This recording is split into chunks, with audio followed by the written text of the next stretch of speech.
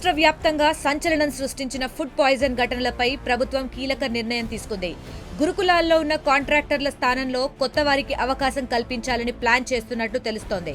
త్వరలో టెండర్ ప్రక్రియను పారదర్శకంగా నిర్వహించాలని ప్రభుత్వం రెడీ అవుతోంది. కాంట్రాక్టర్ల ఎంపికలో రాజకీయ ప్రమేయం లేని వారికే ప్రాధాన్యత ఇవ్వాలని భావిస్తోంది. గురుకులాల్లో ఫుడ్ పాయిజన్ ఘటనలకు కాంట్రాక్టర్లే కారణమంటూ ప్రభుత్వానికి ఫిర్యాదులు వస్తుండటంతో వారిపై సర్కార్ ఆగ్రహంగా ఉంది.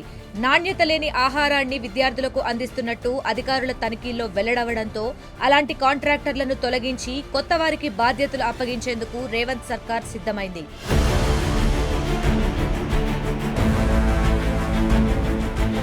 గత ప్రభుత్వ హయాంలో రాష్ట్రంలోని ఎస్సీ, ఎస్టీ, బీసీ, మైనారిటీ గురుకులాల్లో మెస్ కాంట్రాక్టర్లుగా చాలా మంది బీఆర్ఎస్ నేతలే ఉన్నట్లు ప్రభుత్వానికి సమాచారం అందినట్లు తెలుస్తోంది.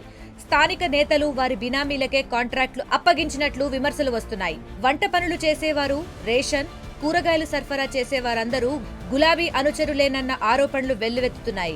అంతేకాక బీఆర్ఎస్ కు చెందిన కాంట్రాక్టర్ల కారణంగానే చాలా చోట్ల ఫుడ్ పాయిజన్ ఘటనలు జరుగుతున్నట్లు ప్రభుత్వానికి ఫిర్యాదులు వస్తున్నట్లు తెలుస్తోంది.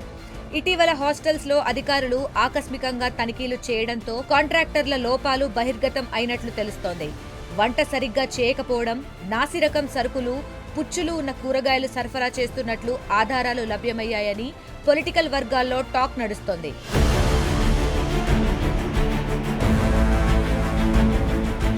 అయితే ఫుడ్ పాయిజన్ విషయంలో సీరియస్ గా ఉన్న ప్రభుత్వం అటువంటి ఘటనలు మరోసారి పునరావృతం కాకుండా చర్యలు చేపట్టింది.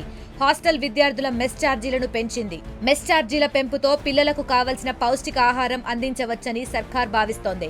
గురుకులాల్లో వంట పనులు, కూరగాయలు, సరుకులు సరఫరా చేస్తున్న ఏజెన్సీలకు వార్నింగ్ ఇచ్చినట్లు తెలుస్తోంది. రాష్ట్రంలో మరోసారి కలుషిత ఆహారంతో విద్యార్థులు ఇబ్బందులు పడితే ఆయా ఏజెన్సీలను బ్లాక్ లిస్ట్ లో పెడతామని హెచ్చరించినట్లు తెలుస్తోంది.